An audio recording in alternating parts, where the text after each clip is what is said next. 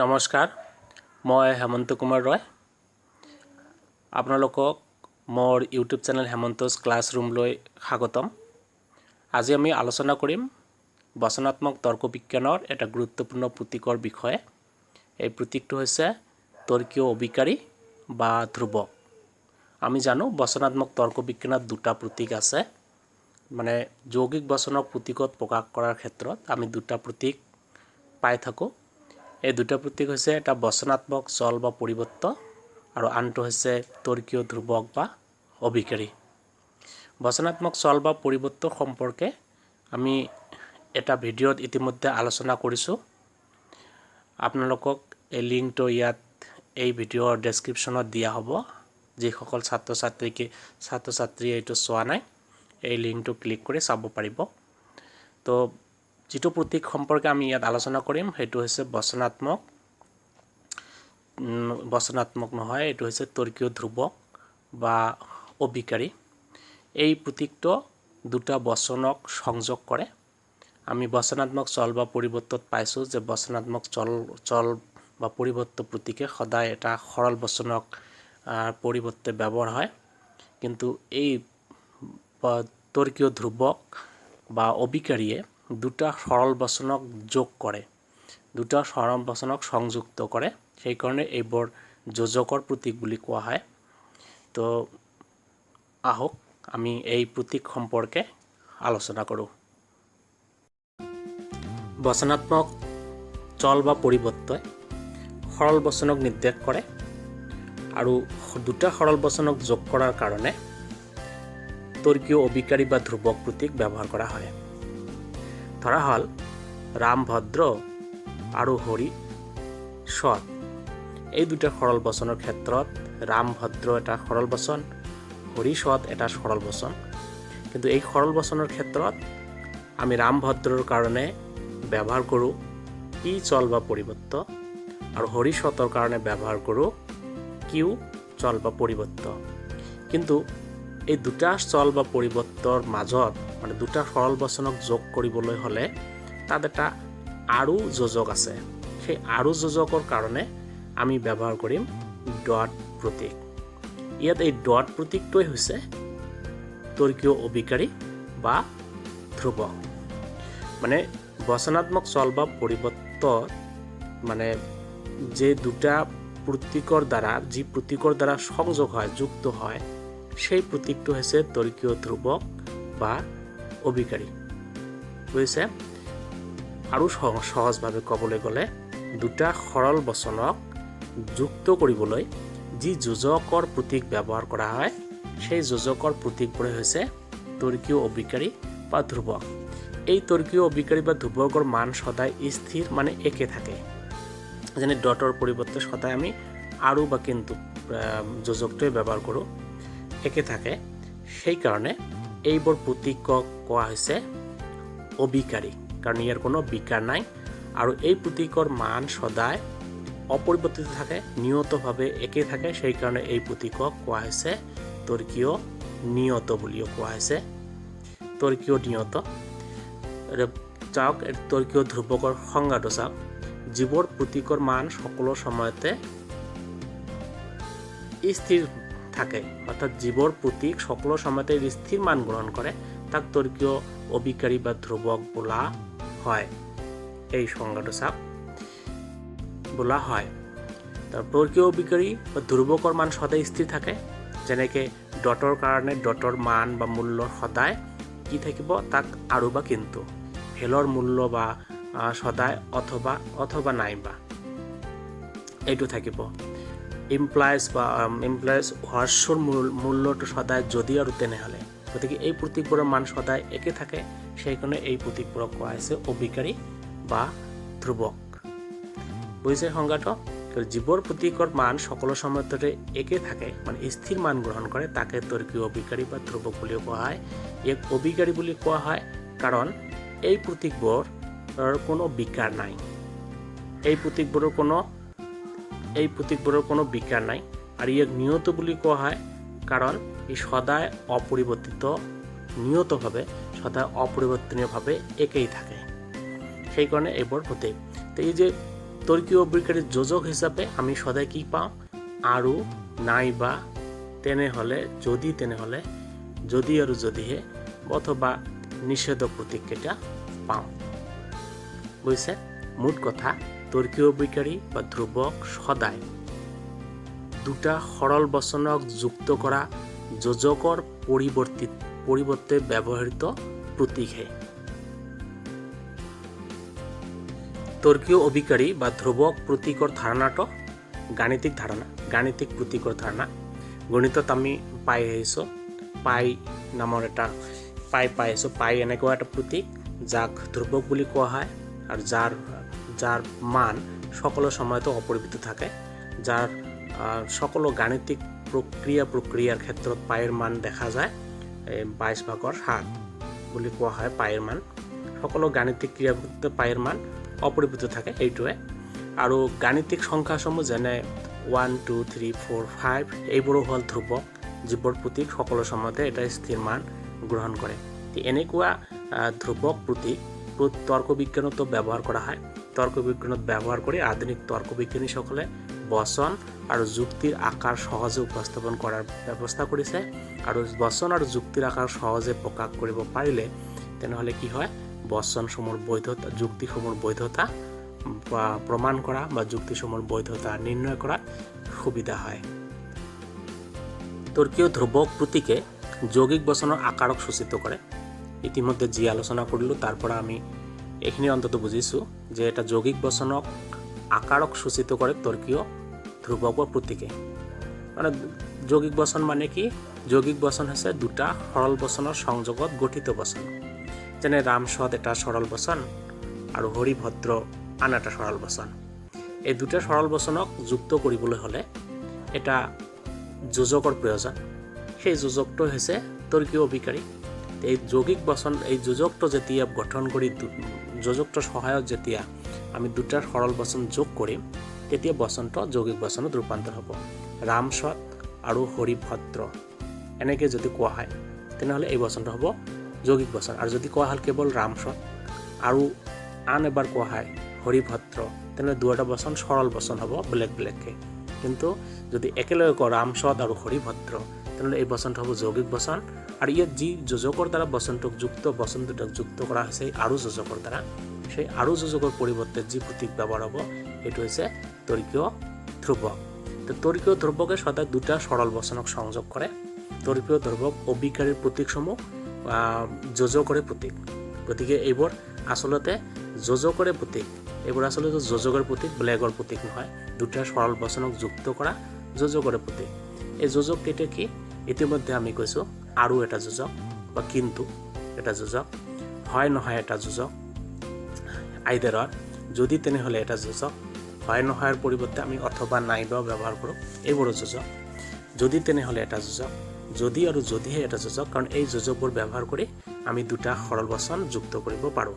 যেনে হয় নহয়, হয় তেওঁ বিবাহিত নহ'লে অবিবাহিত। যদি তেনেহ'লে ব্যৱহাৰ কৰি কেনেকৈ আমি দুটা বচনক যুক্ত কৰোঁ, যেনে যদি তেওঁ স্কুললৈ যায় তেনেহ'লে ৰামো স্কুললৈ যাব। যদি বৰষুণ পৰে তেনেহ'লে শস্য ভাল হয়। যদি আৰু যদিহে যুক্ত কৰি আমি কেনেকৈ দুটা সৰল বচন যুক্ত কৰোঁ, যেনে যদি ভাৰতে খেলখনত জিকিব, যদি আৰু যদিহে কলিয়ে ভাল খেলে। তো এনেকৈ আমি দুটা সৰল বচনক যুক্ত কৰোঁ এই যোজকবোৰৰ দ্বাৰা। এই যোজকবোৰৰ দ্বাৰা দুটা সৰল বচনক যিহেতু যুক্ত কৰোঁ, এই দুটা সৰল বচনক যুক্ত কৰাৰ কাৰণে এই যোজকবোৰৰ পৰিৱৰ্তে আমি দুটা বিভিন্ন ধৰণৰ প্ৰতীক ব্যৱহাৰ কৰোঁ। হয় নহয়ৰ পৰিৱৰ্তে এটা বেলেগ, যদি তেনেহ'লেৰ পৰিৱৰ্তে বেলেগ, যদি আৰু যদিহেৰ পৰিৱৰ্তে বেলেগ, আৰুৰ পৰিৱৰ্তে এটা বেলেগ ধৰণৰ প্ৰতীক। এই প্ৰতীকবোৰ হৈছে তৰ্কীয় ধ্ৰুৱক। তো এই প্ৰতীকবোৰ যৌগিক বচনৰ আকাৰক সূচিত কৰে। এই প্ৰতীকবোৰ আৰু দ্বাৰা যি বচন গঠন হওক তাৰ সৰল বচনবোৰ পৰিৱৰ্তন হ'লেও তাৰ আকাৰটো কিন্তু অপৰিৱৰ্তিত থাকে। যেনে যদি বৰষুণ পৰে তেনেহ'লে শস্য ভাল হয়, এই বচনটো, বা যদি ৰাম আহে তেনেহ'লে শ্যামো আহিব। এই দুটা বচনবোৰ পৰিৱৰ্তন হৈছে। এবাৰ বৰষুণ পৰাৰ জেগাত ইয়াত ৰাম আহে হৈছে, কিন্তু তথাপি যদি আৰু তেনেহ'লে দ্বাৰা যিহেতু বচন দুটা যুক্ত কৰা হৈছে ইয়াৰ আকাৰ কিন্তু অপৰিৱৰ্তিত থাকিব, গতিকে একে আকাৰ হ'ব। তো বচনাত্মক চল বচনাত্মক তৰ্ক বিজ্ঞানত কোন প্ৰকাৰৰ যোজকৰ কাৰণে কোন প্ৰকাৰৰ প্ৰতীক ব্যৱহাৰ কৰা হয়, তাৰমানে তৰ্কীয় ধ্ৰুৱক বা অভিকাৰীবোৰ কি কি সেই সম্পৰ্কে এটা তালিকাৰ সহায়ত ব্যাখ্যা কৰা হ'ল। এটা তালিকাত দেখক, ইয়াত প্ৰথমতে তৰ্কীয় ধ্ৰুৱকৰ নাম আছে, তৰ্কীয় ধ্ৰুৱক, তাৰপিছত প্ৰতীকৰ নাম আছে, তাৰপিছত নিৰ্দেশিত যোজক আৰু এই নিৰ্দেশিত যোজকৰ দ্বাৰা যি বচন গঠন হয় সেই বচনৰ নাম আছে। প্ৰথমতে আমি আৰু বা কিন্তুৰ পৰিৱৰ্তে কি যোজক, এইটো এটা যোজক, আৰু বা কিন্তু এটা যোজক, তাৰ পৰিৱৰ্তে যি প্ৰতীকটো ব্যৱহাৰ কৰোঁ তাক কোৱা হৈছে এই প্ৰতীকটো, আৰু এই প্ৰতীকটোৰ নাম হৈছে ডট, বুজিছে। আৰু বা কিন্তু গঠন কৰি যি যৌগিক বচন গঠন কৰোঁ সেই বচনটোৰ নাম হ'ব সংযোজক বচন, বুজিছে। ইয়াৰ প্ৰতীকাত্মক ৰূপ হ'ব পি ডট কিউ, বুজিছে।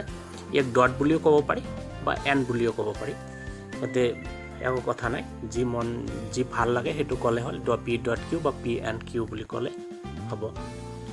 আৰু দ্বিতীয় প্ৰতীকটো হৈছে ভেল। ভেল কিহৰ প্ৰতীক, কোনটো যোজকৰ প্ৰতীক? ভেল হৈছে হয় নহয় অথবা এই যোজককেইটাৰ প্ৰতীক, হয় নহয় অথবা এই যোজককেইটাৰ পৰিৱৰ্তে আমি ভেল প্ৰতীক ব্যৱহাৰ কৰোঁ, ভেল প্ৰতীক, বুজিছে। ইয়াৰ পৰিৱৰ্তে ভেল প্ৰতীক ব্যৱহাৰ কৰোঁ, আৰু এই হয় নহয় অথবা নাইবা এই যোজককেইটা ব্যৱহাৰ কৰি যদি যৌগিক বচন গঠন কৰা হয় তেন্তে সেই বচনটোৰ নাম হ'ব বিয়োজক বচন, বুজিছে। এইটো হৈছে বিয়োজক বচন, আৰু ইয়াৰ প্ৰতীকাত্মক ৰূপ হ'ব এনেকুৱা পি ভেল কিউ। আমি এই ভেল প্ৰতীকটো ভেল হিচাপে উচ্চাৰণ নকৰি অৰ হিচাপে উচ্চাৰণ কৰিব পাৰোঁ, কিন্তু যিটো ভাল লাগে সেইটো কৰিলে হ'ল পি ভেল কিউ বা পি অৰ কিউ, এনেকৈ ক'ব পৰা যায়। তাৰপিছত প্ৰতীকটো হৈছে যদি তেনেহ'লৰ প্ৰতীক, তাৰমানে যদি তেনেহ'লৰ প্ৰতীক, যদি তেনেহ'লে এই যোজকৰ প্ৰতীক হৈছে হৰ্ষ, বা ইয়াক হুক বুলিও কোৱা হয়, হুক চাইন। এই হুক চাইন আৰু এই যদি তেনেহ'লে ব্যৱহাৰ কৰি আমি যি সৰল বচন দুটাক যুক্ত কৰোঁ, যেনে যদি বৰষুণ পৰে তেনেহ'লে শস্য ভাল হয়, তেনেহ'লে সেই যৌগিক বচনটোক কোৱা হ'ব নিহিতাৰ্থক বচন, আৰু ইয়াৰ প্ৰতীকাত্মক ৰূপ হ'ব এনেকুৱা পি হৰ্ষ কিউ। এই হৰ্ষটোক আমি পি হুক কিউ বুলি ক'ব পাৰোঁ, পি হৰ্ষ কিউ বুলি ক'ব পাৰোঁ, বা পি ইমপ্লাইজ কিউ বুলিও ক'ব পাৰোঁ, যিটো ভাল লাগে সেই অনুসৰি ক'লে হ'ল, উচ্চাৰণ কৰিলে হ'ল। গতিকে পি হৰ্ষ কিউ, পি হুক কিউ বা পি ইমপ্লাইজ কিউ, একো নাই। তাৰপিছত প্ৰতীকটো হৈছে, তাৰপিছত যোজকটো হৈছে যদি আৰু যদিহে, যদি আৰু যদিহে। ইয়াৰ প্ৰতীকটো হৈছে তিনিটা সমান চিনৰ দৰে, তিনিটা আছে আস্তনা, ইয়াক ত্ৰিপুল বাৰ বুলি কোৱা হয়, ত্ৰিপুল বাৰ।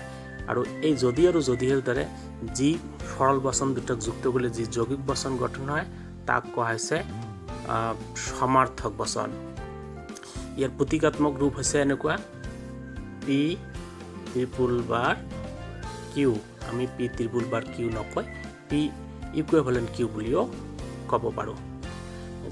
তাৰপিছৰ প্ৰতীকটো হৈছে নিষেধৰ প্ৰতীক। এনেকুৱা প্ৰতীক, এই নিষেধৰ প্ৰতীক মানে যিকোনো এটা বচনক, এটা সদৰ্থক বচনক নিষেধ কৰি এক নৰৰ্থ কৰে। যেনেকুৱা আজি বৰষুণ পৰিছে, এইটো নহয় যে আজি বৰষুণ পৰিছে, এইটো মিছা যে আজি বৰষুণ পৰিছে, বা আজি বৰষুণ পৰা নাই, এনেকৈ আমি নিষেধ কৰিব পাৰোঁ কোনো এটা বচনক। ইয়াৰ প্ৰতীকটো হৈছে এনেকুৱা, আৰু এই প্ৰতীকটোৰ নাম হৈছে কাৰ্ল। ইয়াৰ প্ৰতীকাত্মক ৰূপ হৈছে এনেকুৱা নেগেশ্যন পি। ইয়াক আমি নেগেশ্যন বুলি ক'ব পাৰোঁ, বা নট বুলিও ক'ব পাৰোঁ, বা কাৰ্ল বুলিও ক'ব পাৰোঁ। আমি নেগেশ্যন পি ক'ব পাৰোঁ, নট পি ক'ব পাৰোঁ, বা কাৰ্ল পি বুলিও ক'ব পাৰোঁ। আৰু এই নেগেশ্যন অৰ্থাৎ নিষেধ ব্যৱহাৰ কৰি যি যৌগিক বচনটো গঠন কৰা হয় তাক কোৱা হৈছে নিষেধক বচন। বুজিছে নিশ্চয়। মুঠতে ডট, ভেল, হ্ৰস্ব, ত্ৰিপুল বাৰ আৰু কাৰ্ল এইকেইটা হৈছে যথাক্ৰমে আৰু, হয় নহয়, যদি, তেনেহ'লে, যদি আৰু যদিহে বা নিষেধৰ আৰু নিষেধৰ প্ৰতীক। এইবোৰে হৈছে তৰ্কীয় ধ্ৰুৱক বা অবিকাৰী, যিবোৰ যৌগিক বচনক প্ৰতীকাত্মক প্ৰকাশ কৰাৰ ক্ষেত্ৰত যোজকৰ পৰিৱৰ্তে ব্যৱহৃত হয়। এই প্ৰতীকবোৰৰ স্বৰূপ লক্ষ্য কৰিলে দেখা যায়, এই প্ৰতীকবোৰৰ কেৱল কাৰ্ল প্ৰতীকটোৰ বাহিৰে বাকী সকলো প্ৰতীকে দুটা বচনক সংযোগ কৰে। যেনেকৈ আৰু প্ৰতীকটো দুটা বচনক সংযোগ কৰে, যেনে ৰাম আৰু শ্যাম ভাল। যদি আৰু যদি সেই প্ৰতীকটো দুটা বচনক সংযোগ কৰে, আৰু মানে ত্ৰিপুল বাৰ প্ৰতীকটো, গতিকে ভেল প্ৰতীকটো দুটা বচনক সংযোগ কৰে, এই হোক প্ৰতীকটো দুটা বচনক সংযোগ কৰে। কেৱল কাল প্ৰতীকটো দুটা বচনক সংযোগ নকৰে। গতিকে কাল প্ৰতীকটোক দুটা বচনক সংযোগ নকৰে, দুটা সৰল বচনক সংযোগ নকৰি কিন্তু এটা সৰল বচনক ই অস্বীকাৰ কৰিব পাৰে, এটা সৰল বচনক নিষেধ কৰিব পাৰে।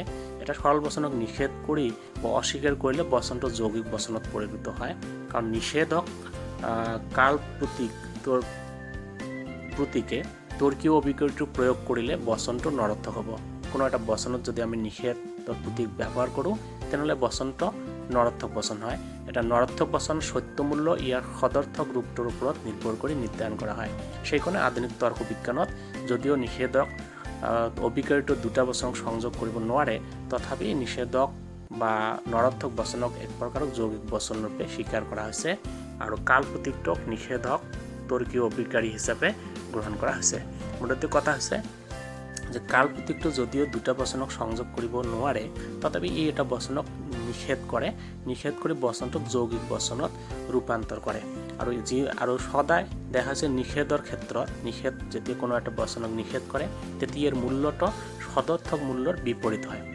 সেইকাৰণে কাল প্ৰতীকটোক নিষেধক তৰ্কীয় অবিকাৰী হিচাপে স্বীকাৰ কৰা হৈছে, আৰু এই প্ৰতীকটোৰ দ্বাৰা গঠিত বচনক যৌগিক বচন হিচাপে গণ্য কৰা হৈছে। গতিকে তৰ্কীয় ধ্ৰুৱক বা অবিকাৰী কি এইটো বুজি পাইছে নিশ্চয়। এতিয়া মুঠ কথা হৈছে তৰ্কীয় ধ্ৰুৱক বা অবিকাৰী হৈছে যোজকৰ প্ৰতীক। ই দুটা সৰল বচনক যুক্ত কৰাৰ কাৰণে আৰু, কিন্তু, যদি, তেনেহ'লে ইত্যাদি যিবোৰ যোজকৰ প্ৰয়োজন হয়, সেই যোজকৰ পৰিৱৰ্তে এই প্ৰতীকবোৰ ব্যৱহাৰ কৰা হয়। এই প্ৰতীকবোৰৰ মান সদায় স্থিৰ থাকে, ই অপৰিৱৰ্তনীয়, এই মান সদায় একে থাকে। সেইকাৰণে ইয়াক হৈছে অবিকাৰী বা নিয়ত বুলি কোৱা হয়। আজি এইখিনিয়ে। যদি ভিডিঅ'টো ভাল লাগে, দৰ্শনৰ ছাত্ৰ ছাত্ৰীসকলক কৈছোঁ, আপোনালোকে বন্ধু বান্ধৱীৰ লগত শ্বেয়াৰ কৰিব, আৰু ভিডিঅ'টো ভাল লাগিলে মোৰ ইউটিউব চেনেল হেমন্তছ ক্লাছৰুম ছাবস্ক্ৰাইব কৰিব। ধন্যবাদ।